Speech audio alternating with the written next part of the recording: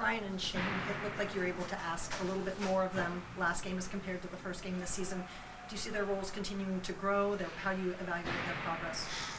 Yeah, you know, those two are they're both going through a process, right, of working towards becoming good players and consistent players at this level. So, you know, a couple nights ago we talked after the Colorado game, right? It was it was a successful night, and you know we as a group we get to celebrate, you know, and you know, enjoy the success of, you know, you kind of see that melding of some of the youth. You know, I think we talked about the 4 guys under the age of 22 coming in, having an impact along with the veterans on the roster, and producing, you know, a really hard-working, competitive win in Colorado.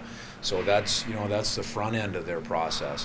We come back a couple nights later, and you know, we also have to address, you know, as a group, not their failures, but you know, our group's failure together, which, you know, they experienced. And you know, I thought both of them actually played pretty well that night, but they're part of a night where we don't have success, right? And so, you know, the next part of that process is also honestly addressing that, which is what yesterday was all about, addressing that competitive level, that work level that's always the basis of our game.